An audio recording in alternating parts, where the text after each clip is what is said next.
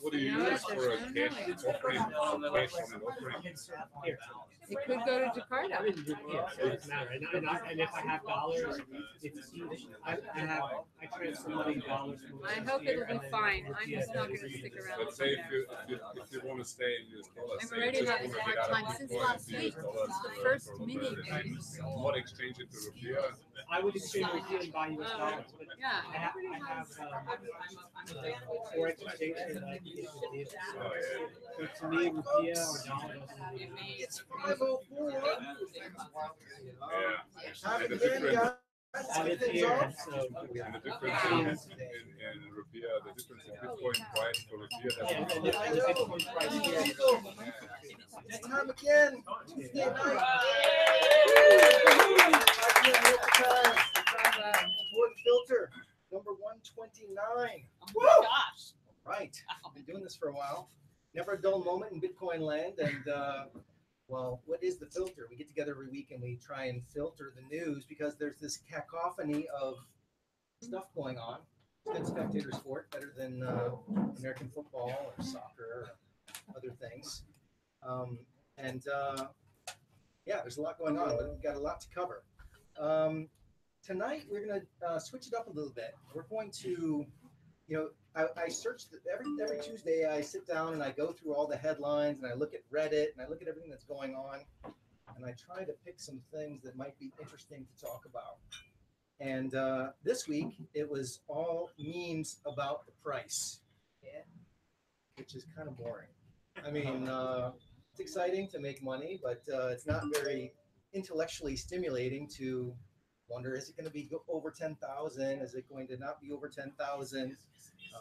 These are the headlines that we're seeing on all of the major news sites. But I thought that the other thing that's going on is there's a big battle for the brand of Bitcoin, right? We've recently had forks, and we've recently talked about what's going on with these forks, what's happening with the people that are fighting, why are they fighting, why are they so vitriolic? And so we're going to watch a debate tonight between Roger Ver and this guy from Exotica TV, Steve Carvello, I think his name is. This is all over the Twitter sphere, and what I'm going to do is, if they talk about a lot of stuff and they fight a lot, and I'd like to talk about the stuff and the fighting, because there's like her personal human thing going on, and then there's a something going on with the technology and the state of Bitcoin. And if you want to stop the video, just raise your hand, and I would like your opinion on what's going on here. Also, I'm going to stop the video and at certain points in time and add a thing or two. But I'd like to get your commentary. This is going to be like a kind of a reaction video. Have you guys seen these things on YouTube, the reaction videos?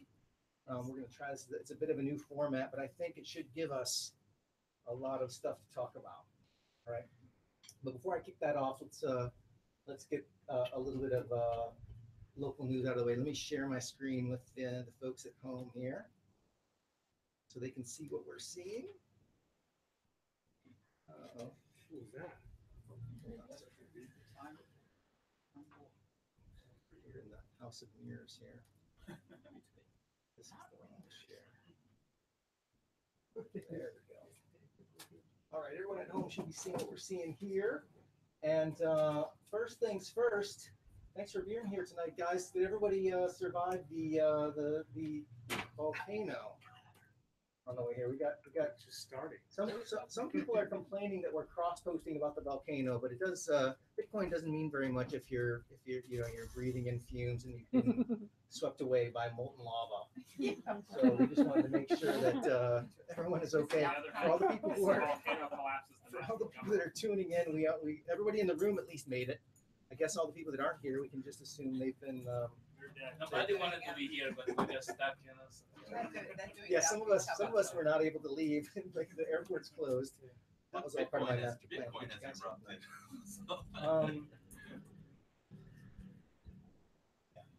All right, other local news is, I don't know if you guys saw this. East Ventures leads funding round in bitcoin.co.id. That's our boy Oscar Darwan. Yay! Congratulations. apparently they haven't made enough money with Bitcoin itself. They need funding. I don't know what what's quite going on there, but yeah, this is interesting. If you read the article, it talks about how Bitcoin.co.ed wants to expand to other countries within Asia, and given that China is shut down now, and there are other friendlier or unfriendlier places around Southeast Asia with regard to Bitcoin, I think it's a good opportunity for these guys to take over. I think, well, not take over, but expand, let's say. Who's least interest? The VC outfit out of Singapore, they do a lot of investment. Yeah, but I think it's more another business and not directly going to go there. So it's another aspect of the business. There is an asset exchange for loyalty point and token. Yeah, Just to be precise, yeah. He's launching a token. I am an advisor. I thought it was a geographic expansion. Not the token for the US. Yeah, they're bringing the business in the whole Southeast Asia. Yeah, I thought this quote down at the bottom, they buried the lead as far as I'm concerned. Down at the bottom, Dharmawan said that the closures, this is the closure of Toko Bitcoin and BitBuyR. Bitcoin.co.id has never set a foot in the payment area and never has plans to do so. We are an intermediary for public blockchain tokens, so it does not have much of an effect on our business. So I think it's safe to say that paying for things and building a Bitcoin economy in Indonesia is on hold for the foreseeable future. And I think that quote kind of says it all in terms of, Bitcoin facilitating commerce. It's still okay to trade Bitcoin and apparently okay to trade tokens. And maybe some other Southeast Asia countries will be more friendly to the idea of transacting with Bitcoin. Yeah. But Gary, do you think that's a reaction to government? It seems to be a reaction to the latest government statements. I think it's kind of interesting that, well, all of this has happened in short order. They closed Toko Bitcoin, they closed BitBuyR, and now they're taking venture capital firms. This could have been contingent upon, getting the money from the VC. It's just conjecture, but I don't think it's that. I mean, one thing Oscar mentioned in Jakarta is that he doesn't refer to it anything as a currency. Everything's tokens. I see. So literally, We didn't have a Bitcoin ATM. We had a Bitcoin vending machine. Yeah. Yes. And a lot of these VC firms are completely behind on Bitcoin, blockchain, all that. And I think they invested in all the companies that had any link to that, or were interested in that. They're way behind. So East Ventures, also Oscar is setting up a company in Singapore. So East Ventures Singapore based, probably helping. Right. Yeah, I think it's things it's a long game, and things are going to move at their own pace. And if you've got to use a certain vocabulary or save some things for later, for the sake of survival, and that you can apply that to lots of different things in life. But in this case, I think the recent statements by the bank, and the general landscape within which we're all doing business is why things have unfolded like this. In Singapore, also, I understand that the language thing is really important. Can't say ICO anymore. It's like not done. So you have to say TGE. You have to say token generating event, and then you're legit. Oh, I see. TGE. TGE. Distributed. Wow. Is that kind of like distributed ledger technology? Something like that. Exactly right. And, yeah, when we get into the euphemisms, that's. I saw today that somebody is referring to ICOs as insane clown offering. Yes, agreed. So maybe that's why. They don't want to be affiliated with such frivolous things. The Indonesian central bank, though, didn't make any new rules. They just clarified their rule from 2-3 years ago when they brought in saying that Indonesian rupiah was the only currency that would be accepted locally. Yes, they were much more explicit. They were explicit about Bitcoin and not using Bitcoin to pay for things. But they did reference laws that were already on the books. True. They just left it alone for a while. Yeah. But it's not, apparently, Visa, MasterCard don't have the same problem. Right. Those were not mentioned in the press release. This past Saturday, we also had Bitcoin 101. We had over 30 people in this room. Wow. That many. Wow. 30 new converts, new crypto people. And also this week I got an email from somebody asking me if I could help them find their password from a Bitcoin 101 like more than a year ago. Oh my God. So just to reiterate, with great power comes great responsibility. I don't have anybody's passwords that come to Bitcoin 101. And yeah, we're working without a net. There is no 1-800 Bitcoin. And well, sometimes you have to learn the hard way. But anyway, you try to get people to understand this in the short time that we have together during Bitcoin 101. But there's this really hard problem of, you want to create a password that they won't forget, but you don't want them to fool their future self with such a tricky password. And you can't really get around this catch-22 or this paradox. What we've come to do is just have them write their password on a piece of paper. And most people know how to secure a physical piece of paper. But even those get lost sometimes. And yeah, I haven't found a good way around that. The best way around that is the low-tech paper idea, but we're not quite there yet. I wonder how much their 200,000 rupiah worth of Bitcoin is worth. Yeah, exactly. Well, we've probably had 10x since then. Yeah, 10x. So it could be 2 million. That's it's kind of a painful thing to lose, 2 million rupees. It's worth an email. Yeah. All right, what has been going on in Bitcoin? Well, of course, we've had this precipitous rise. Look at that crazy slope. How amazing is it? What has happened to Bitcoin? Oh, wait a second. This is from, when is this? This is from 2013. Oh, man. This is not right now.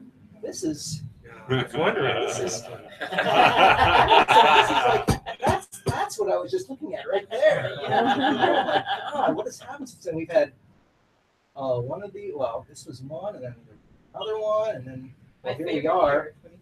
And of course, during the past week, we've gone from 8,200, somewhere around there, to almost 10,000. Somebody asked me before we got started tonight if we were going to cross 10,000 during the show. I said I haven't decided if I'm going to let it go over 10,000. Yeah, I'm just going to decide on the fly. See what? Actually, I think the reason I wanted to show you this old graph is because you can see what happens. We have what's called what they call in markets a blow-off top. Much fervor that well, this one's a little bit easier to look at. It goes crazy and then it pops. The bubble pops. This represents a bubble popping, and then you can see there's a long period of consolidation. We've got another consolidation period in here, and given the parabolic, what they call parabolic rise, the exponential rise in the Bitcoin price lately, I would suspect that we're on our way to a blow-off top. Yes. Unless it does something different than it's done in the past, we are probably outside of the range of normal trading right now, and I would expect there to be some sort of correction at some point. I mean, it might not happen tomorrow. It could go to 15,000 or something crazy like that before it blows off. I thought it was going to do this at 4,800, which is where right around here. This is where I thought this is the blow off top, but no, I was wrong. We are still in the crazy FOMO world, and who knows how crazy it will get. But I think, yeah, just something to be aware of. If you're getting in now, if you're in the game for a long time, then it's probably no big deal. But if you need the money next week, and we've seen 80-90% corrections in Bitcoin. It's where the term HODL came from. Have you ever seen this on the message board? HODL. Somebody was typing their message so fast they misspelled HOLD. Hold, like hold, don't sell. And they typed HODL, which is now Bitcoin vocabulary for don't sell. There's also a noun, hodler. I'm a hodler, and I hope you are too. It's not a pejorative. It's a good thing to be a for anyone who invested before the 1st of August, it's already gone over 10,000. If you add in Bitcoin Cash. BTG and the Bitcoin Cash. That's and true. BTC. That's a good point. Well, let's over see. 10,000 for one. Some will. So I think we're over 11 even, like approaching 12. So anyway, Going diamond now. Well, Yeah. Rupiah, you're already over Where's our 10,000. diamond? buyer beware. No, Rupiah, it's 14 million already. That's what I'm saying. All right. Yeah, there's the global average. That's amazing. Now we're about to watch a video together, guys, and we're talking about Bitcoin. This is the top dog, over 100 billion market cap. And then Bitcoin Cash split away from Bitcoin on August 1st of 2017. It's worth $27 billion in total, with a per unit price of $16.26. And the video that we're about to watch is between really someone who's advocating what's referred to in the video as Bitcoin Core, or Bitcoin itself, and Bitcoin Cash, or the pejorative term Bcash, is what they are fighting over. And really it's a fight for the brand name, and it's a bit of a I don't know. Well, I'll let you watch for yourself, and I'll stop it from time to time. And if you want to stop it, you just raise your hand if you want to make a point about what's going on. And this can be a point about the technology, like, hey, I don't understand what they're talking about, or what are they arguing about, or like the interpersonal thing that's happening. Like that's not a fair argument, or that's a straw man, or he's not being sincere. I also want to talk about that stuff as well. Roger Ver, he's the one who's saying Bitcash is now the true Bitcoin, isn't it? Is that right? Yeah. Yes, more true to the original white paper, or Satoshi's vision. The technology is much more similar in Bitcoin. It's now called Bitcoin with the SegWit. Even though it's not decentralized. Well, I thought it was more. don't do Okay. that. All right, here we go, guys. Hope you can hear this. I don't know. All right, everyone. I think we're live. Can everybody hear that My okay? name is John Carvalho. I'm here with Yes. Roger Ver. You guys know me as Bitcoin Erlog. I have a company called Exotica.tv, doing Bitcoin with live streaming. And basically, a lot of people wanted us to talk, so I asked you if you'd come here today to answer some questions I have, basically mostly about scaling. Everybody. I think we need more discussions rather than less. So thank you, John. Awesome. Everybody let me know if there's technical difficulty. I'll try to check the chat, but I'm assuming everything is fine at the moment. Okay, so mostly, the main contention that between Bitcoiners and big blockers, or Bitcoin Cash, Bcash people, is about scaling, right? Would you agree? Well, all right, let's go to that for a second. Why do you have a problem with people calling it Bcash? If I called you a four-letter word that you didn't want to be called, you wouldn't appreciate it. I don't know a single person that's a fan of Bitcoin Cash who wants it to be called Bcash. But it's like, why do you get to call Bitcoin what you want, but I don't get to call it what I want? Words have meanings, and nobody that created Bitcoin Cash refers to it as Bcash. So if the people that created it, and the developers and the miners and the people that are using it don't refer to that, if I started calling you, I started calling you honky, and you don't like to be called honky, and I can say, hey, you're a honky. And it's just like the same way people are just calling Bitcoin Cash Bcash. None of the people that support Bitcoin Cash want to be called that. Actually, there's But another little story. the people that call it that, the people that call it that see it the opposite way too, though. Behind Bcash, which is that right around this time there was some other small kind of dinky, crappy altcoin project that got started called Bcash, and people on the main Bitcoin subreddit would refer to Bitcoin Cash as Bcash specifically to piss them off, to insult them, and to get everybody else to think that they were talking about this other crappy little project instead of the actual. Right. So I'd say that's like being slightly disingenuous. Like, what? I'm just calling it Bcash. Like, what's the problem with Bcash? Yeah. Right. Like in Bear's point is, that it pisses us off. Like, why do you keep doing this? He's like, what? Right. Call you whatever. Yeah. Yeah, I would agree with that. They have the same feeling. They feel like they know what Bitcoin is, and that it's an insult to have somebody else call Bitcoin, call their altcoin or fork coin, Bitcoin as well, because there's only, in the end, you and I both know there's only one Bitcoin. Like, the first Bitcoin is the original Bitcoin. On that point as well, at this point. So. How can you have, but you have to differentiate. Like, the original one is still always going to be the one, even if one becomes more popular. It doesn't kill it. It doesn't get to take the name. So the title of the Bitcoin white paper is a peer-to-peer cash system, right? Peer-to-peer electronic cash system. core's version of Bitcoin is a peer-to-peer electronic cash system? I don't think Bitcoin was ever peer-to-peer. That's why we have nodes that nobody is connecting directly to each other. Okay, so you disagree with the title of this Bitcoin white paper written by Satoshi Nakamoto. That's fine. I mean, I disagree with a lot of things in the white paper. It's not a gospel. It's not a Bible, right? Like, I agree. It's not a gospel. In a way, I have to say that in a way it makes a technical correct point because the peer-to-peer function in a blockchain is for distribution of the transaction inside the nodes. User with wallet may connect to the peer-to-peer just to post, but not part of the peer-to-peer network. Right. The blockchain works slightly different. Use the peer-to-peer to broadcast transaction, but that's where it stops.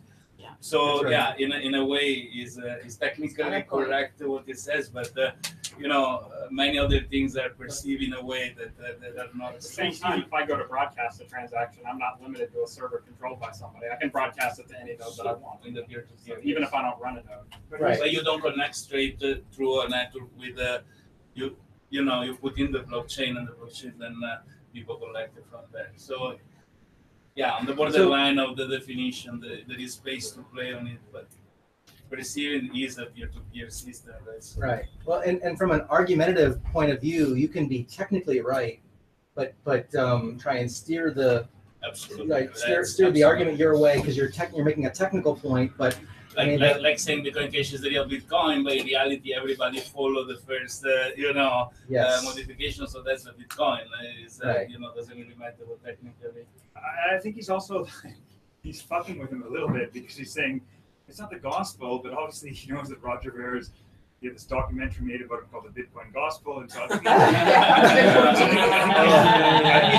that's dirty. Yeah, this is not a mature, logical conversation. It seems pure. Yeah. Just two people watching with each other. So stop the video. They do bring up the right arguments, but I think they're definitely in a rhetorical opposition to one another, and not exchanging information for the sake of arriving at a new opinion. For people who don't know who Roger Ver is, can you maybe say a couple of words of introduction? He's the CEO of Bitcoin.com. He's been around Bitcoin since probably the very beginning. He's Bitcoin wealthy. Some people think he's got about 450,000 Bitcoin. There's speculation to that effect. Although who knows now, because he spent a lot of money. He spent a lot of money on the domain Bitcoin.com. Somebody had that, and he was in some sort of legal battle to get that. But I don't know. But I mean, I think he either had to buy it or sue somebody to get it. But he owns Bitcoin.com now, but he's advocating Bitcoin Cash. And he's claimed that he's put most of his Bitcoin, his wealth, into Bitcoin Cash because he believes it's a superior currency. Yeah. So he has. We don't know what he believes. We only know what he says he believes. He might be just wanting to make money out of it. Correct.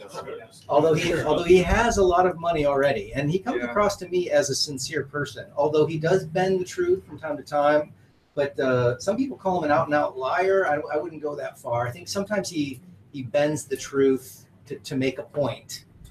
Who doesn't? Yeah. Interestingly, Roger Ver actually was behind a project called Bitcoin Unlimited before the fork. That's And right. Bitcoin Unlimited had a different scheme where the block size would scale automatically based on the transaction volume. And so he switched over to being behind Bitcoin Cash when it became clear that nobody was going to adopt Bitcoin Unlimited because it was too complicated of a change to the protocol. Bitcoin Cash was a much, much simpler change to the protocol, just multiplying the block size from 1 megabyte to 8 megabytes. Right. Well, and there's also Bitcoin Classic and Bitcoin XT There are and, a few more. and other attempts. To notice that the limit of 1 megabyte wasn't in the original design as being advocated. That's right. That's right. That is modifying that is true. a very. They're going to talk about that. Here, let's press on. Gospel is not a Bible, but I think it's pretty unfair for someone who disagrees with what's in the Bitcoin white paper to claim that this thing that isn't Bitcoin white paper is the real version of Bitcoin. If you read the Bitcoin white paper and then you look at the characteristics. Well, no. We know what the real Bitcoin is because it's a live network. We all can point at it. We all can agree on which one. Bitcoin Cash. Okay, we agree. No, Bitcoin Cash is Bcash, is Bitcoin Cash. It's a whole new separate network of people, right? You just admitted that the original core version of Bitcoin was not what's described in the original Bitcoin white paper published on Bitcoin.org and written by Satoshi Nakamoto. if the Bitcoin core version of Bitcoin isn't in line with the original Bitcoin white paper, I don't think it's fair to call that one the one and true and only Bitcoin. But there's no such thing as a Bitcoin core version of Bitcoin. The live Bitcoin network has a protocol, and Bitcoin core is just a software repository of a compatible version of Bitcoin that works on that protocol, right? It's not an actual like network. It's not a living thing. It's just a repository as far as core goes. Yeah, it's very important to define terms. So if we want to define Bitcoin core, it's just the GitHub repository that people can contribute to, and the network of nodes that are running that software. I think I'm fine with that definition. Then, if you're fine with the fact that that's the definition of core, I guess why? if I can add one comment. Yeah. I don't think Bitcoin core is really an accurate description. I don't think it's the core of much of anything at this point. It's just a name. Hey, but if that's what they want to call themselves, shouldn't you respect them and let them call themselves that? It's been a really good branding technique and marketing technique because people view it as, oh, this must be the core, as in the center of Bitcoin, and I don't think that that's necessarily true. Yeah, I mean, I think that So he's making a point that Bitcoin is also or like a GitHub repository and a framework for releasing new software.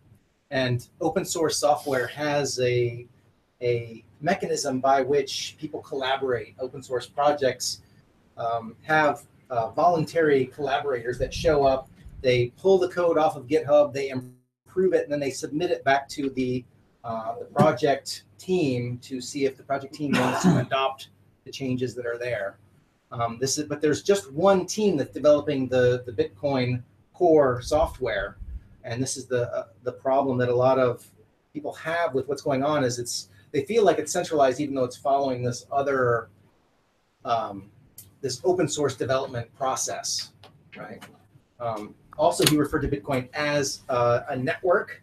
And he's saying, like, you've gone off and done your own network. Bitcoin Cash is a separate network. It's no longer Bitcoin. And they're fighting over what is Bitcoin itself and also the names. Isn't more attaching to the brand of Bitcoin and, trying to attach the brand Bitcoin to whatever technology or network or whatever they're putting together? Because if they were just identified by a number, it would be just simply 1, 2, 3, 4. Yeah. Right. And there is not much else to say. Yeah. Yes, there's a brand, there's network effects, and that's why he's making them angry by calling it Bcash and not Bitcoin. Are they different blockchains?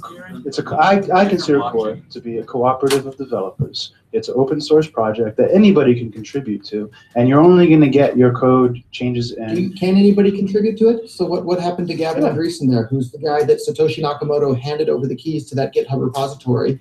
He was then nice enough to share. Satoshi never had a GitHub account, so that's not true. So he didn't hand over anything to Gavin, and Satoshi left when Gavin met with the CIA. So it was let's keep facts where they are. Okay, so I was on SourceForge at the time. Anyhow, Gavin Andresen, Satoshi Nakamoto himself, Gavin was nice enough to then share access to other people. Those other people revoked his access without his consent. No, they didn't revoke his access to add code to Bitcoin. They revoked his access to approve code to be included in the actual published repository. Without his permission. He was the one that had that permission given to him directly from Satoshi Nakamoto himself. I just established that that's not true. He didn't get permission from Satoshi. Satoshi left when Gavin went to the CIA, and Satoshi never had a GitHub account. Satoshi asked Gavin. Satoshi very clearly handed over the project to Gavin. I don't think that's indisputable. And if anybody disagrees with us, why would you want to even use something where somebody could hand the project over to somebody? There's no concept of that. It's not the project as a whole. Nobody controls Bitcoin. That's why we're here arguing about it. If somebody controlled Bitcoin and could make everything happen, there wouldn't be any point in us arguing with it. That person would do whatever the heck they want. So, right. And all right. So let's move on. I don't want to dwell too much, but I do think it's important that we talk about what core actually is. And I think that's fine. I'd like to add one final point. So, whatever the initial politics were, Gavin then shared his access with other people. Those other people then revoked his access under the guise of being concerned that his account had been hacked. Had been hacked, they never restored his access. That seems that wasn't the only reason. That was what? As far as I know, there were other reasons. They had been asking him to revoke it voluntarily for a while because he wasn't contributing anymore. And when you have somebody that has high-level access like that, it creates a security problem if they aren't even a contributor, because you don't want to have everybody having a key if they're not using the key to your house, right? I understand the argument, but at the same time, I don't think that that's the right way to go about it. So. Yeah, well, you know, in the end, I think Gavin did do a lot to destroy his own reputation, and he did do a lot to let go of the value that he was bringing to Bitcoin by not contributing anymore. So this, he's describing kind of a coup, like a political coup that took place. You know, that this guy Gavin Andreessen had commit access to the GitHub repository. This is where they do the development for Bitcoin, and there were other developers involved. And well, Gavin met with the CIA, but he also met with Craig Wright. Do you guys remember this Australian guy that came to be? And there was Gavin Andreessen made some tweets that said, "Oh, I believe he's the real Satoshi Nakamoto," and they were like, "Are you kidding me? Like, has your account been hacked?" And then they revoked his commit access to the Bitcoin Core software repository, and they never gave it back. That's what they're referring to. This is a guy that corresponded with the original inventor, Satoshi Nakamoto, directly. But he self-proclaimed, said, "I'm going to go meet with the CIA because they want to know what this is." And then Satoshi Nakamoto disappeared. He never. Where's Gavin now? He's still around, but he doesn't. Yeah, he's doing talks or speeches. Right? Who are you talking about? Gavin Andreessen. So in a way, from a developer standpoint, it was a bit of a coup d'état. They revoked his access, and they never gave it back to him. Retracted his belief that Craig Wright was Satoshi Nakamoto. I don't know if he ever did. I think he still believed it. That was widely discredited because Craig pretended to sign a message from Nakamoto and the signature didn't check out. Yeah. I mean, it would be a very simple thing for him to prove that he is Satoshi Nakamoto. And in fact, he used a kind of a complicated trickery to make it look like he had signed a message by picking one that was much earlier on the blockchain. He didn't just fail to sign the message; he demonstrated that he was attempting to deceive people. I follow a very close investigation lasted a very long time on the search of Satoshi Nakamoto, which seems in fact was a small team of people and one person in Florida deceased, which was the one holding the keys. But that was the truth. Elon Musk, no? That's the latest one, right? It's Elon. It might be that Craig Wright intentionally didn't fully prove that he was Satoshi, so that he could sort of step back from that proof if he needed to. I think it's brilliant. I think he was Satoshi, but he bungled it so that people would. I think he might still be. I think he looked like a fool in order to hide himself. That's the genius of Satoshi Nakamoto. I don't think so. Okay. And focusing on contributing to things that were antagonistic. So I think we disagree on those points as well, but I think the heart of the matter is let's talk about block size and sure. Let's. All right, here we go. And so we have an hour left to go, so let's get to it. I remember you saying that you wanted to that you supported the SegWit2x, and I'm pretty sure you said that when it enabled that the Bitcoin.com and you would fully support it. Why didn't you? So I guess we should stop and give the whole history there. So I wasn't able to attend the meeting in person where the New York agreement came to fruition and the SegWit2x agreement was made there. One of the other Bitcoin.com team members was there. I do my best to honor my agreement. So he was there as my proxy. I wouldn't have agreed to it had I been there myself, but I wasn't there. He was there. But so we did. We followed through with that. We supported. I even made a bet for about $6 million publicly that I thought SegWit2x would supported it full on. All of our infrastructure was set to go along with SegWit2x, and then a bunch of people decided to cancel it at the last minute. And as we had announced previously, if SegWit2x were not to take place, we would start devoting all of our resources on Bitcoin.com to supporting Bitcoin Cash, which is exactly what we started doing now. And that's been going on for what, 10 days now, or how long it's been since SegWit2x was canceled. What ended up happening with that bet? I'm sorry, what ended up happening with the bet? Hopefully you guys can't hear it, but I had a bad time. There's a bunch of like jackhammering or construction going on next door, so if you can. It's not too bad. Don't worry about it. It sounds okay. But yeah, it's hard for me to hear you. I see. What happened with the bet? Did somebody get resolve? How did it work? So in the terms of the bet, if the fork never took place, everybody just kept their coins. And at this point, the fork never took place, so everybody just kept their original coins. Hold those coins for more Bitcoin Cash. Yeah. Let's see, what do we have here? You got some controversy recently for the Bitcoin.com wallet. People noticed that it was defaulting to creating a Bitcoin Cash wallet inside of the software, and they felt that, and you are really big on saying you're against force and you're against fraud, right? And how do you see it as not fraudulent to just take something and call it Bitcoin within the surface and then redefine it in small print that it's actually Bitcoin Cash? So I'm opening my Bitcoin.com wallet right here, and hopefully it'll come through clear enough. And here's what it looks like. And I don't know how well that comes through. You can see very, very clearly. It says Bitcoin Cash and Bitcoin wallet. But to a newcomer, they don't know. They might not even know that it's two separate things. They might just think Bitcoin Cash is what it means when I put Bitcoin in my mobile wallet or something. Bitcoin is just a light version of Bitcoin, so I don't think it's confusing. And if I search that app on the App Store, what's the title? I'll do it right now. Yeah, we can all do it right now. The app's already installed on my phone, so I'm not searching for it often. But let's take a look. Is anybody in here confused as to what Bitcoin is and what Bitcoin Cash is, and do you find it confusing? Yeah. I think this room is probably better educated than most people, though. Yeah. Right. That's the argument. Yeah, it's a little confusing. Look, so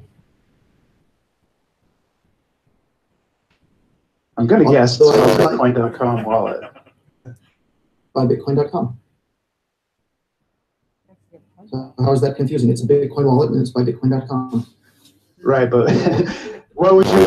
If there were one that were a Bitcoin that wasn't Bitcoin Cash, how would I know the difference? How would you title them? This wallet supports Bitcoin Core and Bitcoin Cash, so it's very clearly a Bitcoin wallet. It supports 2 of the 9 different versions of Bitcoin that are out there in the world. Yeah. Well, so like, the big issue with the way that you promote the things that you support, going back to Classic, Unlimited, etc., is that all the contention that you see from the legacy Bitcoin or core Bitcoin or SegWit Bitcoin, whatever you want to call it, side, is we're concerned for the noobs. We're concerned for the people that are ignorant, that are coming into the space, because you have a lot of marketing power that you put behind your actions. And we're worried about that people are going to come in through a confusing state, through a misinformed state, and not know what's what. Concerned about the noobs losing $20 per transaction when they buy $50 of Bitcoin and they send it to their wallet and they only have $30 left? That's not concerning to you for new people? I mean, talk about fees. That should be. Let's talk about. I want to talk about fees, but let's talk about that separately. I'm talking about education. I'm talking about what people are presented with when they come. I'm not talking about whether they're paying fees. Here's my stance, and you can pick it apart here. My stance is that Bitcoin Cash is the real true version of Bitcoin as outlined by Satoshi Nakamoto in the Bitcoin white paper as listed on bitcoin.org, not even on .com. On the original bitcoin.org website, Bitcoin Cash is the version of Bitcoin that most closely resembles the Bitcoin. So Bitcoin. How do you make that leap though? Like, there's no mention of Bitcoin Cash. There's no mentioning of 2 megabytes being a requirement. There's no mention of anything to do with Bitcoin Cash is special facets within the white paper. Like, we can read the white paper together, and the title of the white paper is that it's a peer-to-peer electronic cash system. How is Bitcoin Cash peer-to-peer and Bitcoin not? So I'll tell you exactly how. So Bitcoin Cash allows you to send and receive any amount of money with anyone, anywhere in the world instantly, basically for free, and there's nothing anyone can do to stop it. That last part is definitely not true. Because you are a smaller network, you are easier to stop. They're beating around the bush, but there's a really simple answer to the question that they're getting at, which is that the SegWit mechanism was not described in the original white paper. So I think there was multi-sig. There was, but there's not the actual changes that were made to I guess in the original Bitcoin white paper didn't describe the protocol in detail either necessarily. Right. So it's not necessarily true that the SegWit upgrade was completely incompatible. But what is true is that it was a much larger change to the protocol than the change that happened in Bitcoin. And I'm not saying this as somebody who has a preference towards one or the other. Right, it's true. It's but, a much more complicated system with SegWit involved. Right, exactly. So a large amount of complexity was added, and that's I think the closest thing that you could, the strongest argument that I think Roger Ver should be making for why Bitcoin Cash is more similar to the original Bitcoin as described in the white papers, because it's the one without the new, more complicated technology. It's also demonstrable that Satoshi Nakamoto didn't foresee all of the things that were going to arise. For example, there's one thing in the white paper that says that's the first one. It says one CPU, one vote, and Bitcoin Gold is more similar than that. Right. So we're working on something in that terms to create a consensus mechanism that eliminate polls. So there is no way to pull together people, and you have to have one per account. So somebody with 1,000 ASICs is just buying 1,000 lottery tickets. It's not controlling 100% of the outcome. Yes, if we can get to that, I think that would be desirable. You say you're working on that. Yeah, I can post you a LinkedIn article. We're doing something. Working on it in relation to what chain? It's for Bitcoin. I support proof of stake and proof of other things, but I understand a lot of people support proof of work. So I would like to have the ability to offer a proof of work system that is really democratized, really distributed. Yeah. People at home with a single computer have a chance. It's a lottery ticket compared to all the other, but not being eliminated. And the reason why this is, I can post the link later. I think we should get a Ouija board though and try and communicate with the original Satoshi to find out. Boy, are you dating yourself with that one? Second of all, the only reason your transactions are cheaper, the only reason your transactions are cheaper is because you don't have people spamming your network yet. When your network becomes more valuable. So when you guys claim that people are spamming the Bitcoin.com, I'm sorry, the Bitcoin core network, absolute absurdity. People are paying a fee. Definition, it's not spam. All right, I agree with you on that definition. The only way to differentiate spam from a real transaction is a fee, but it's still an attack vector. When you have very, very cheap fees or little to no fees, your Bitcoin Cash is going to have the same problem as Bitcoin. You know, you're going to have people that are going to be able to, because nobody gives a shit. And how come Bitcoin never, ever had any of these problems until the blocks became full? Bitcoin was fantastic for the first 7 years of Bitcoin experience. You could send and receive any amount of money anywhere instantly, basically for free. Most of the time it was free, and your transactions were always included in the very next block, and it had an amazingly wonderful user experience. And that led Bitcoin to grow from almost nothing to the worldwide phenomenon that it is today. Okay. And it wasn't until the blocks became full, which then caused the fees to become high, which then caused the transaction confirmation time to become unreliable, which made Bitcoin have a bad user experience. And that made Bitcoin drop from having nearly 100% market share, 50% market share that it is today. Well, all right, let's not paint that. Let's talk about the market cap. Let's talk about the market cap. Through all of the years of you complaining about Bitcoin scaling, one, all the developers were always working on scaling and adding things like Bitcoin Core has completely and utterly failed. Bitcoin, how many more transactions can it do per second than it used to be able to do? It can do a lot with Lightning Network. It can do a lot with SegWit. When was the last time you did a Lightning Network transaction in commerce? I've never done one, but I do SegWit all the time. And I use Bitcoin all day, every day. I've never once done a Lightning Network transaction. And the amount of difficulty that it is for the entire ecosystem to switch from Bitcoin Core to Bitcoin Cash or Ethereum or Dash or Monero or take your pick is much, much, much smaller than the amount of effort and resources and retooling that's required for people to switch from making transactions to Bitcoin Core Lightning transactions. It's not going to make that jump anytime soon, if ever. What's happening is Bitcoin is market cap and market share is just bleeding into altcoins like crazy. So the real how can you say the market cap is bleeding? We're like at $10,000 now. You know, you started this campaign of wanting bigger blocks before we were even at 1,000, and it's 10x. And you're saying that people have a problem with Bitcoin? Because Bitcoin's market share used to be about 99%. Now it's about 53%. Right, so it's lost half of its market share. Market share is now bled into altcoins. That should be terrifying to anybody that was a fan of Bitcoin, and that's why I've been so adamant about this issue.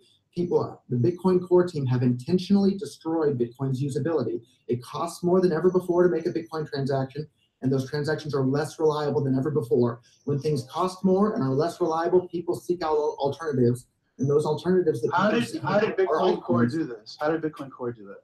By What did they do? intentionally counting the block size. So in the beginning of Bitcoin, blocks were maybe 5 kilobytes because not many people were using Bitcoin, and and the transactions went through and they were basically free and then really convenient and useful. So more people started to use Bitcoin. There were more Bitcoin transactions every day, and the blocks grew from 5 kilobytes to 10 kilobytes, and more people started to use Bitcoin. And then they grew to 50 kilobytes and 100 kilobytes, then half a megabyte, and then 3/4 of a megabyte, and then Okay, finally wait. Let's pause for a second.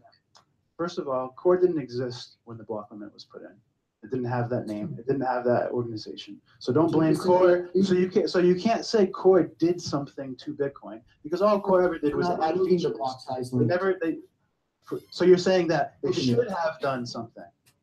I'm saying that I guess here's what I'm saying. Two things. So I'm saying that the block size limit should have never been put in the first place. It should have been kept in place. So you disagree with Satoshi? No, even Satoshi. You're saying that Satoshi didn't want the block size limit to be increased? He put the block size limit there.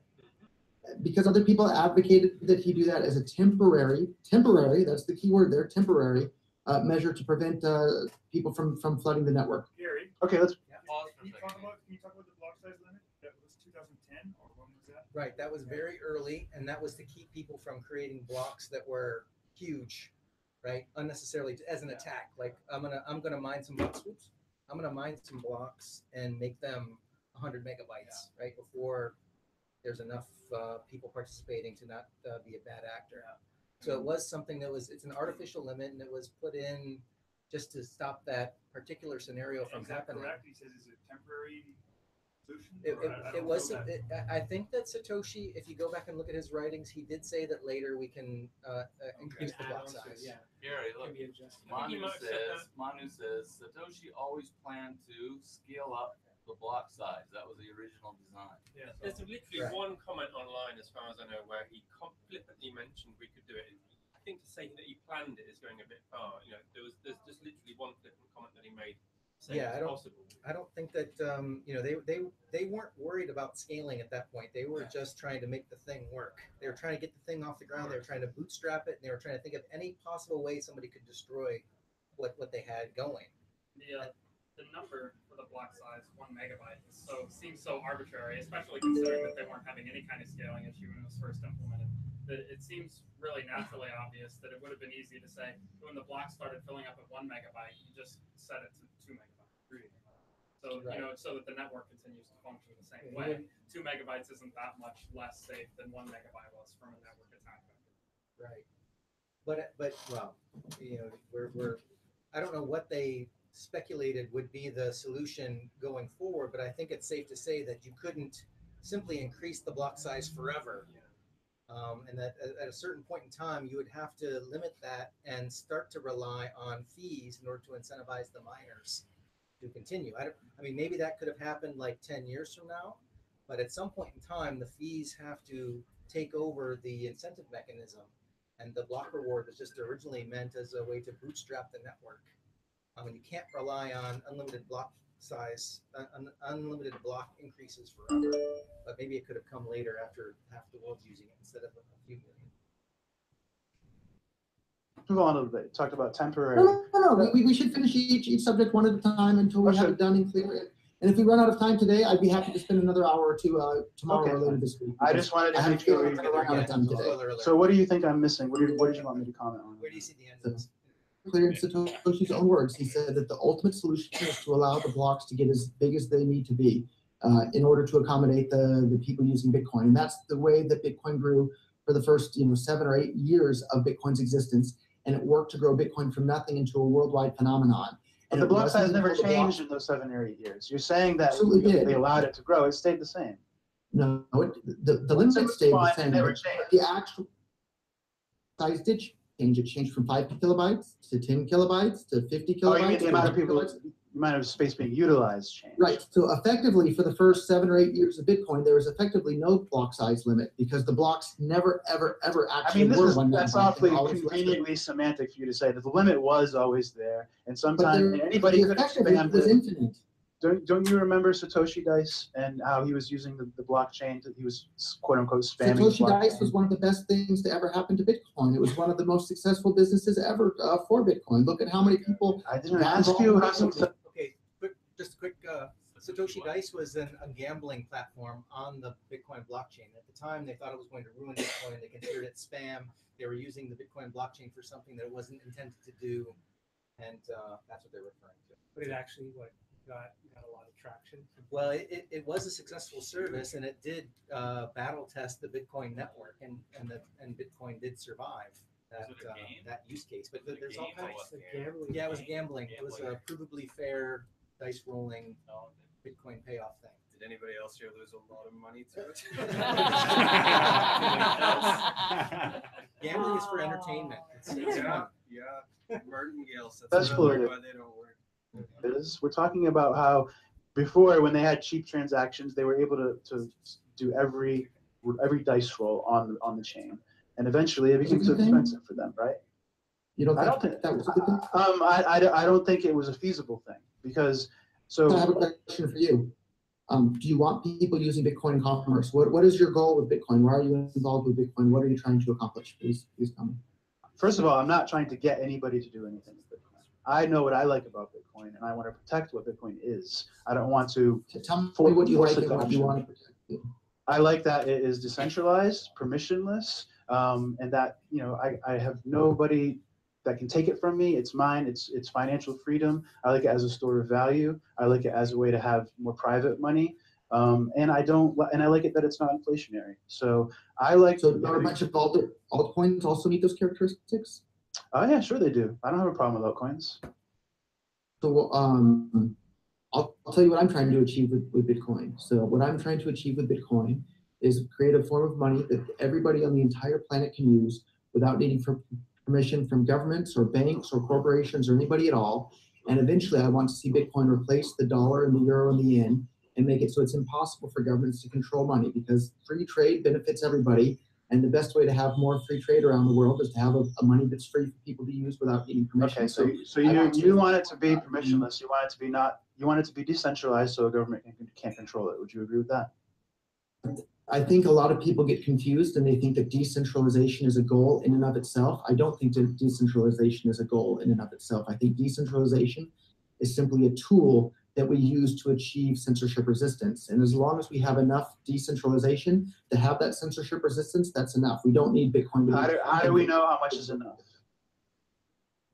I've never ever heard of anybody having their on-chain transactions censored other than on Bitcoin Core, because the fees are too high and your transaction might get dropped from the mempool. I don't know of anybody who's ever had their transactions censored. Well, that depends on how you define a censored transaction. Because I know that there have been block rollbacks where there are some miners that have lost block rewards because miners with more hash power were able to rewind the chain a couple blocks. So there has censorship.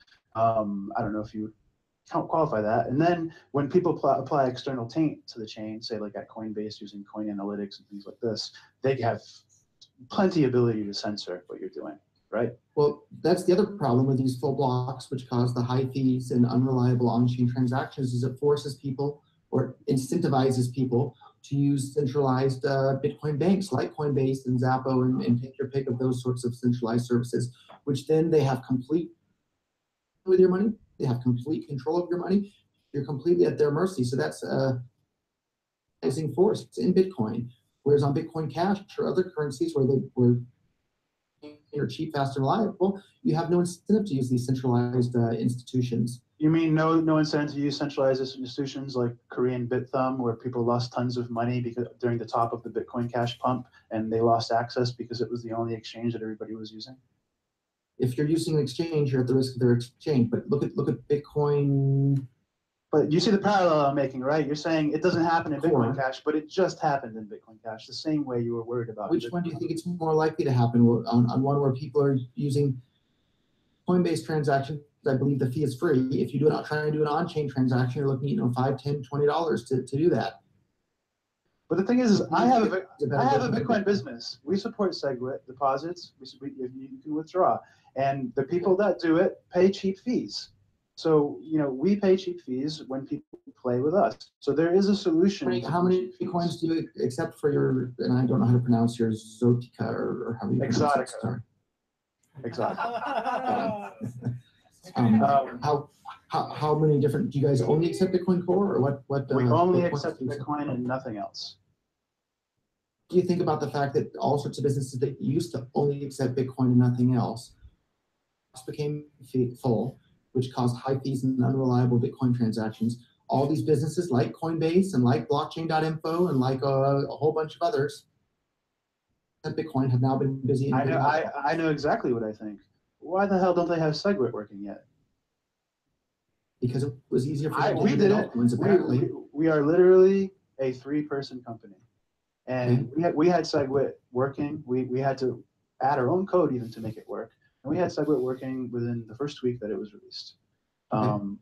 And so I don't see any reason why. And these people had months and months, maybe even a year or more to prepare to be able to implement SegWit as a layer 2 scaling, which actually works a lot better as a scaling in philosophy. We're talking about exponential. Okay, so let's talk about philosophy versus empirical evidence. So with Bitcoin, we have a 7 or 8 year track record of empirical evidence of what worked and worked incredibly well to grow Bitcoin. And that was on-chain scaling, with the blocks going from 5 kilobytes to 50 kilobytes.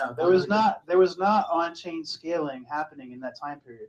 Bitcoin didn't change reality. Bitcoin did not change, so you can't. What size were the blocks in 2000? Hold on. What size were the blocks in 2011?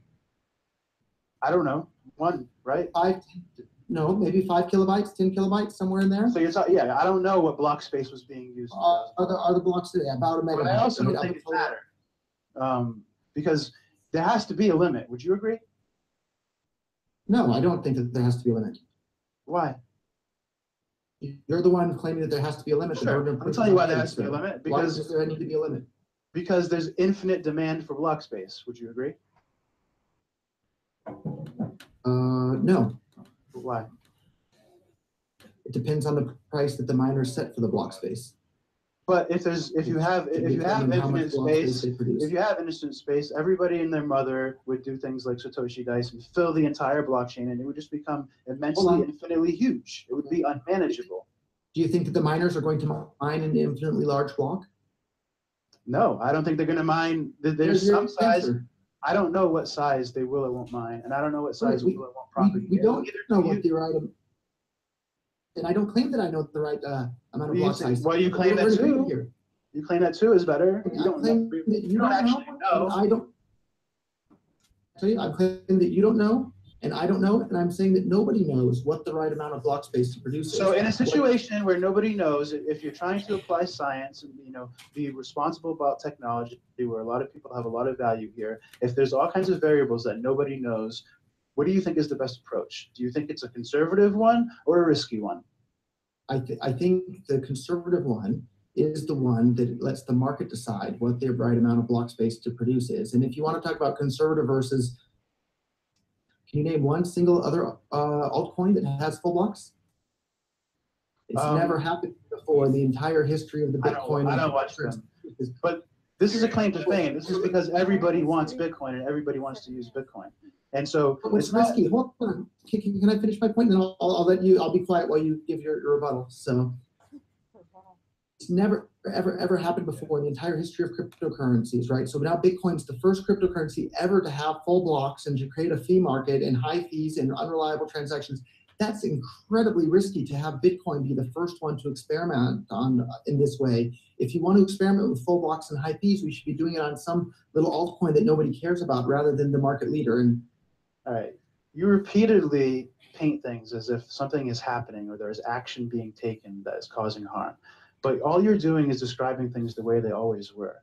Don't make it sound like that people are doing something to Bitcoin, that we're running some kind of experiment by doing inaction. Doing inaction is not an experiment. It's leaving things the way they are. It's conservative, right? So don't paint it that way. So I guess my point is that in order to keep things the same, and because there was effectively no block size limit first 7 or 8 years of existence, so in order to keep that the same, there was never effectively no block size limit. Stop saying that. It was never in the protocol. It's like you can find it in the code. It's there. effectively no block size limit because the blocks were never, ever, ever 1 megabyte until just recently. That I don't think you understand what effectively means. It was not effectively that, because if it was effectively infinite, people would have effectively made it infinite. They would have used it. There wasn't even 1 megabyte worth of block space demand in the market up until very recently. Otherwise, the blocks would have been 1 megabyte. So does everybody understand the argument that he's making? Like Bitcoin grew organically for years and years, and they never bumped up against that 1 megabyte limit. It was there, but the usage never went there. So when was the first 1 megabyte block? I don't know. Probably. No. Yeah, last year. I thought it was starting to happen as early as 2014. It might have bumped up against there. Yeah, well, we had that period where everyone was convinced it was spam attacks, and so first we just saw shitloads of dust transactions, and then we dealt with that, and then we had a new round. And every time those happened was conveniently when, at the time, it was Bitcoin Unlimited. Discussion started happening. A lot of people figured it was actually there behind the spam more attacks. recent than 2014. Maybe it was 2015. But I just remember out of nowhere one day trying to send with my .0001, and 12 hours later, what the fuck's going on? And that was the first time I'd even heard that we were having these debates. Well, we knew we were headed that direction, though, right? We knew that we had a 7 transaction per second limit, and we also had Mike Hearn and Gavin Andreessen talking about this is coming, we've got to increase the block size, and the debate started a long time ago. And in fact, that got so heated, that's when Mike Hearn threw his hands up and said, I'm out of here, right? And said, I've been trying to, he said, I'm selling all my Bitcoin, and that's when they did the R3 thing, right? And anyway, that was a whole story. It's basically a consortium of banks got together, and they were going to do their own Bitcoin competitor. And Card that came out, which is not a blockchain. yeah, it was I don't know. Sad story. So, right. Bitcoin kept on going. To play, so even though I think I'm personally more on Roger Ver's side in this debate, to play devil's advocate a little bit, I also see what the guy who's arguing is saying, which is that, so Roger Ver's point is that because the blocks were never ever full until recently, there was effectively no block size limit. Like people were acting as though there was no limit. They could, however many transactions there were on the market, the market could handle it. But the other guy's point is that the block size limit existing creates a kind of deterrent, so that people, if there were no block size limit, might have created big blocks that messed up the network, or the fear of creating a fee market might have influenced people's behavior, which I think is kind of a subtle point. Yes, and there is a value to an immutable record that exists on the internet, and the cost is not zero.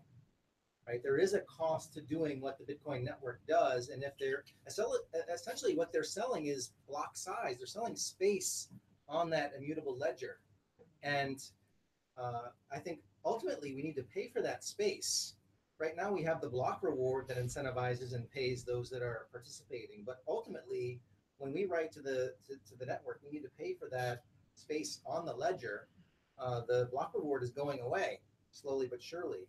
And eventually, we do need to pay for what we use, and we can't just always increase the block size to get what we want.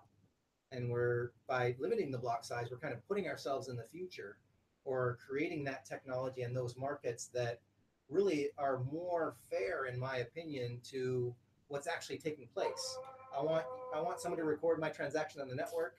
That has a cost. And what do I pay for that? Well, it depends on who else also wants to do what I'm doing, right? Not everybody can live on the beach,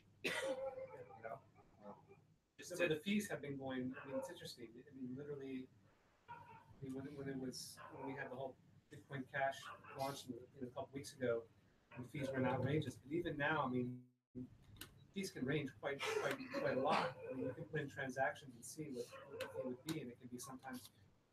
You're sending $100 and it could be $10 a cent, and you do it 5 minutes later and it's 10 cents. Unfortunately, in fact, the algorithm to establish the fee is a little bit not so precise. Yes. You may want to put the lower one and make another block, and you are perfectly fine. Exactly. At the end of the day, the limit of the blocks and the centralization of the hashing creates the fees that are around. So I think there is a cure to fix all these issue of Bitcoin. But Roger Ver obviously has, I mean, to me, he has much more an objective when the other one seems to be very. The fact that what's the other guy's name? Carvello, I think. I mean, he seems quite conservative. Like it's only about Bitcoin. Only about I think Bitcoin. he's also trying to take an opposite position just to make the conversation more interesting. No, but his main his company is only accepting Bitcoin, and to me, I can understand that position, but things have changed. Yes, that's a bit ideological, especially if you own a business. You think you'd be more practical than religious. Roger Ver seems to be understanding that things are changing, but he has the objective in the future of where he wants to go. And although his path might have changed, he's still focused on that objective. Just hearing their conversation. So here's a question for you: if Roger Ver really believes in Bitcoin Cash, why does he spend his time debating this topic when he has what he wants in Bitcoin Cash? I mean, if Bitcoin Cash is superior, won't the market arrive there? Well, it might be because his personality. He wants to argue the point and make people see the logic is logic. I think he's a politician also. He's trying to sell the Marketing. gospel. Yeah. It's great marketing. We're talking about it. So, I think there is a real ideological battle that's going on, which is that the people on kind of the other side of this debate, and I don't know if Carvello is going to actually get all the way into this, but really they ideologically believe kind of that a limited block size is good, that creating a fee market is good, that it being expensive to move Bitcoin means that Bitcoin becomes a more exclusive means of exchange. Exactly. That it's, if the Bitcoin fees get high, that just means that you don't use Bitcoin to make small transactions. You use Bitcoins for your big savings and for your big, international transactions and things. And to them, that's the kind of the end game. And Roger Ver is very much on the opposite side, which is that the purpose of Bitcoin is that anybody can make a small transaction anywhere for a small fee. Besides, they're making history. We're changing way finance work. Yeah. So it's quite a heavy weight when you just talk about these details and you are aware of what you have on your shoulder, right? So it becomes important, even things that seems not to be so important. But the irony is, I think they both have a role. I mean, but that's good. I don't think it's either or. It's like, can we all just get along? Yeah, that's right. Exactly. There's space for both. Yeah, but I just also like to mention, Vera had said, I don't think anything has ever had full blocks. That's not true. About 3 to 6 months ago, Ethereum's blocks started filling because of ICO mania. And what did they do? They forked and brought in a faster block time, and they added ability to, they're starting to prune the block size so that you can still run a node with limited hard drive space. They had a problem, they dealt with it. Regardless of which side you're on, I'm super frustrated. Ethereum is proof of Vitalik. That's the advantage compared to. Importantly, they took steps to make sure the blocks were not. Yeah, it saddens me that the Bitcoin community has devolved into, do you hang out in our Bitcoin or our BTC?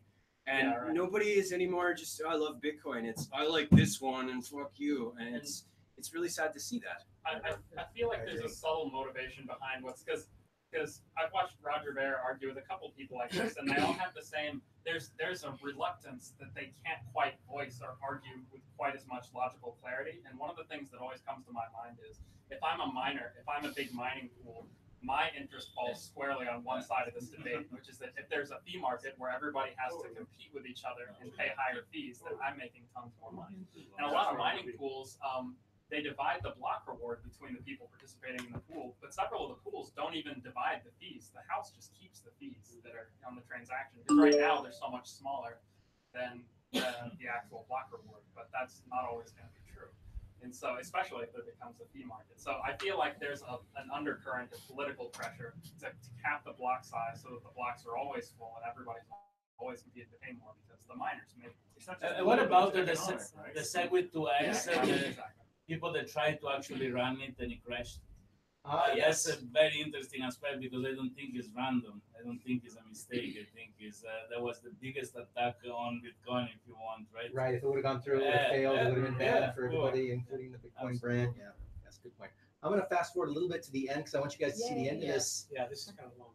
Yeah, it's enough of. Sorry, guys. I do want you guys to see the end of this. It is fascinating. Of Bcash, so people point at you as somebody that would be the source Continue of all of this. insulting me. I'm not interested in continuing this. It's Bitcoin Cash. Get it straight, and if you do that again, I'm going to end the interview because I'm not interested in being insulted. Okay, I'm promoting Bitcoin Cash. It's not an insult. Why do you have to take it personally? It's just a name. I actually like it better. Insulted here. I'm being insulted. I don't need to be insulted by you. I have enough money. I was a self-made multimillionaire before I ever got involved in Bitcoin. I don't need to have my buttons pushed by people like you on the internet. It's Bitcoin Cash. Roger, the only reason you want to call it Bitcoin Cash is because you want to co-opt the brand. I think Bitcoin Cash has a more legitimate claim to being the Bitcoin that was outlined in the Bitcoin.org website at this point. So yes, that's my position. So you personally just want people to think that it's Bitcoin. It's Bitcoin. Read my lips. No, it's Bitcoin Cash. Bitcoin, we all know what the real Bitcoin is. Bitcoin, we can have a conversation. Cash is Bitcoin. We didn't know what Bitcoin was. You can't just go redefining and undefining all things. There's no, even if Bitcoin Cash becomes more valuable in market cap and more volume provably than Bitcoin, it's still not Bitcoin. It's Bitcoin Cash. Agree on that point. It's the longest chain with the most proof of work, and if Bitcoin Cash manages to do that, the longest chain. The reason why that was ever explained was for determining which chain was the correct chain within the same protocol.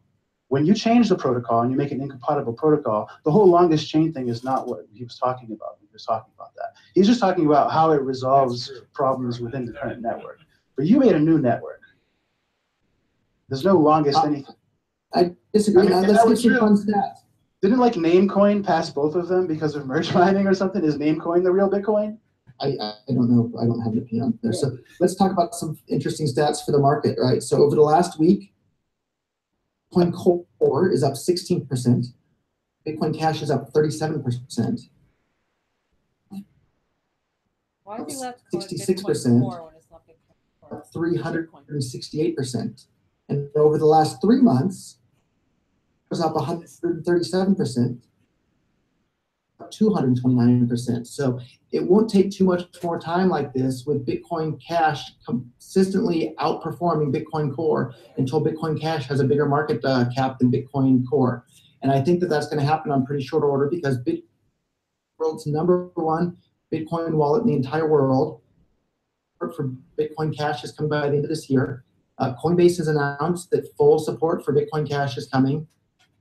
Already added full support for Bitcoin Cash to their wallet and their block explorer. The only piece of that puzzle left is their merchant services platform. And when you have two versions of Bitcoin, one that has Bitcoin Cash that's fast, cheap, and reliable, and you have Bitcoin Core that's slow, expensive, and unreliable. Don't go unreliable, because if you pay the fee, you'll get in. That's the same standard. You pay the fee, you get in. The question is that people are willing to pay a higher fee on Bitcoin because it is more valuable and more secure. So I've been paying a higher fee on Bitcoin Core because that's what it takes to get my transaction to an exchange so I can sell it for more Bitcoin Cash. So do you still have Bitcoins? Some Bitcoins, yeah. Why? Because it's stupid to put all your eggs in one basket. And I hear Adam back, and it sounds like you're getting at the same thing. Like, why don't you sell 100% of your Bitcoins? That would be stupid. Why would you? I'm not getting at anything. I'm just interested to know, because for somebody that's so emphatic, you know, I would expect that. I would expect those. Maybe I'm wrong. I mean, you said Bitcoin is broken. You hate everything that they've done to it. Quote, you know, you think that people are attacking it or throttling it, whatever you think, but you still hold it. It makes no sense. Bitcoin's usability has been incredibly damaged and intentionally damaged by replaced by still useful to you. Full block password. Hold on, but what Bitcoin Core still does have is this huge network effect of all these wallets and merchant processors and name recognition around the world. It has a huge network effect, and that network effect is very important and very useful as well. Cash has to overcome that network effect, but I think it will. But how is the network effect useful to you? Like, I still don't understand why you hold Bitcoins if you hate it so much. I'll tell you why. So I started selling some Bitcoins when they're, I don't know, $6,000 something each recently for more Bitcoin Cash and things like that. Now Bitcoin Core is $9,000 something each. So I have, you know, an extra 30% or so because I didn't sell. And you could have just left them all in Bitcoin and just kept going up. And, well, with the amount of Bitcoin that people think you have, with the amount of Bitcoin people think you have, and the amount that you may have spent on Bcash, you're going to have more. I would like an apology at this point. It's not Bcash, it's Bitcoin Cash. Look, it's what I call it. I'm not doing it on purpose. It's just so easy. It's a nice name. It really is. This interview is over. I don't need to be insulted. I was a self-made millionaire before I even got involved in Bitcoin. Now I have even more Who money. cares if you're a millionaire? It has nothing to do with anything. I don't need to be insulted by some person on the internet. What's your gross annual revenue for Exotica? None of your business. Isn't it less than $1 million, huh? It has nothing to do with the Gross conversation. annual revenue is less than $1 million. So that means you course. don't know how to run a successful business. Of course, we do more than $1 million in sales. Bitcoin is not a On those business, days. Roger. We're not running a business here. Bitcoin is changing money. It's decentralized. The world better. Not- You're playing around with your little porno site. What's wrong with the porno site? You have a problem with sex now? I'm trying to change the entire world for the better by giving every single human being on the planet the ability to have complete control of their own finances.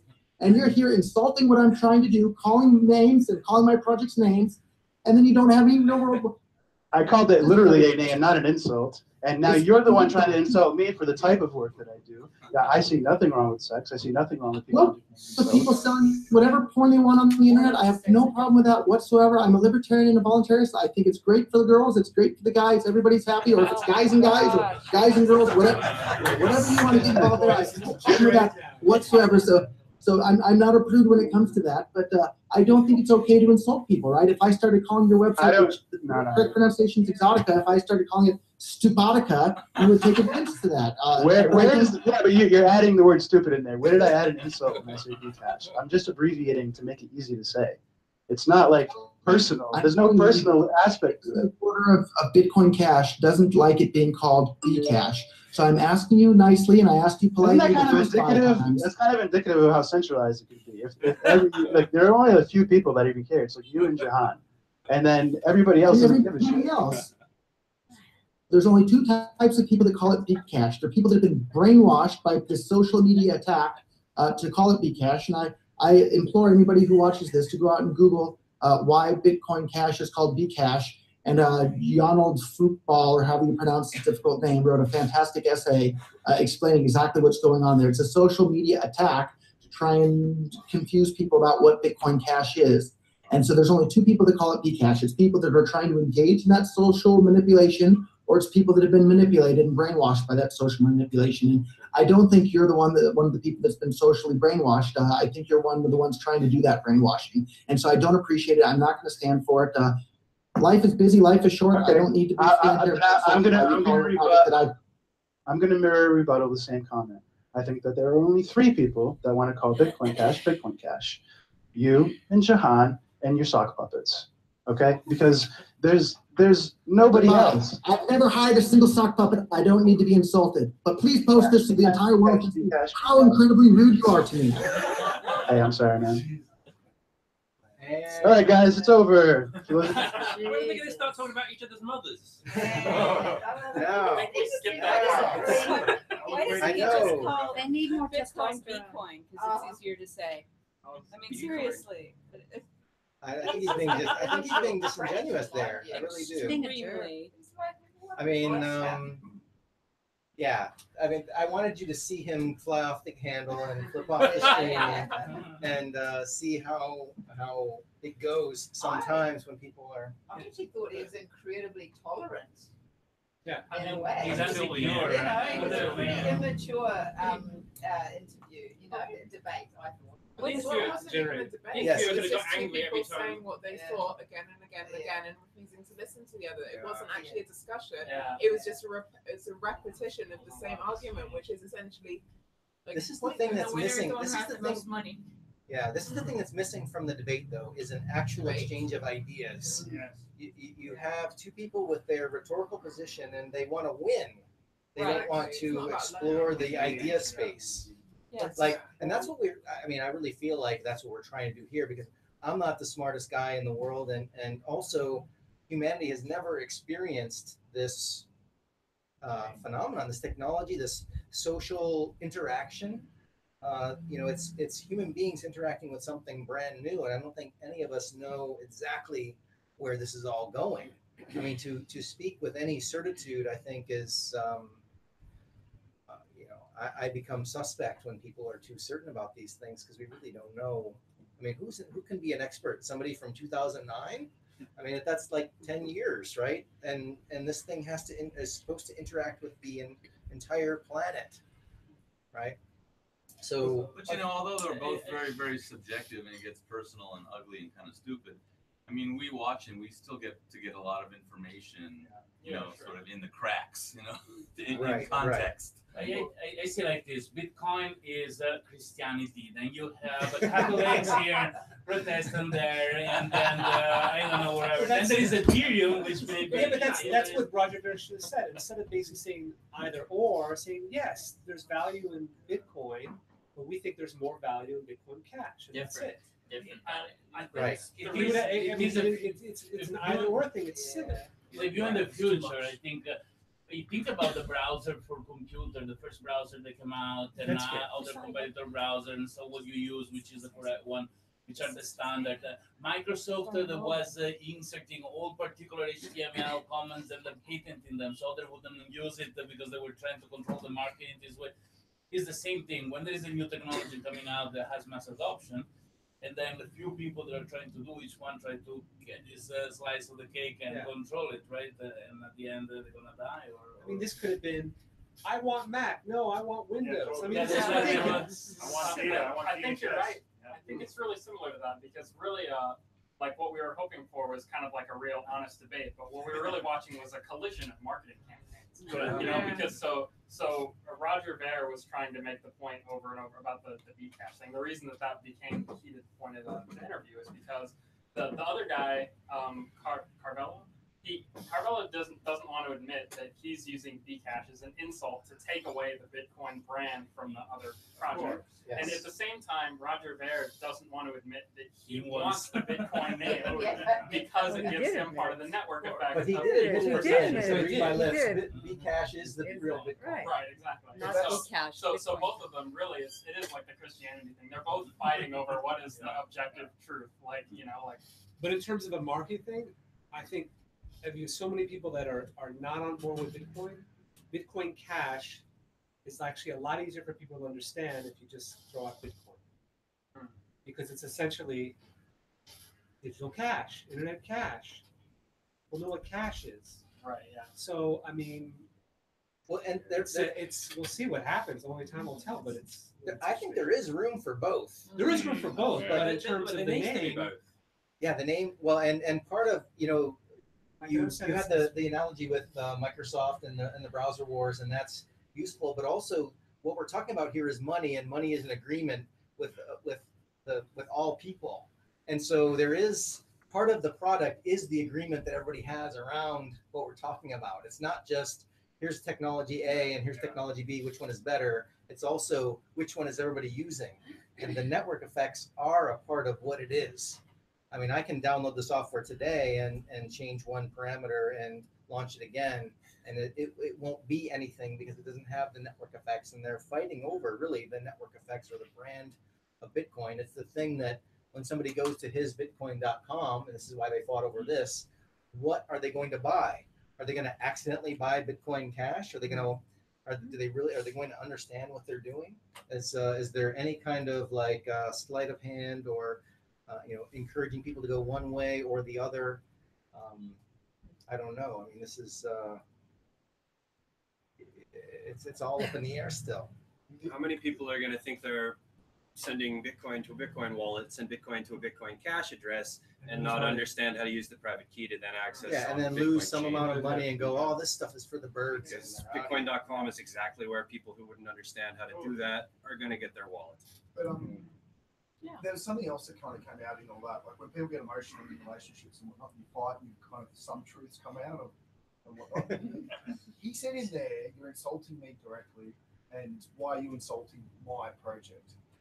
What is and the other guy was going on about how Bitcoin Cash isn't as decentralized as what Bitcoin. Did he say my project? He said my project. And he was taking personal offense the whole way. So what is the actual control that he has in the background, and was there some Well, he was a multi-billionaire before. I know, he made the point very clear.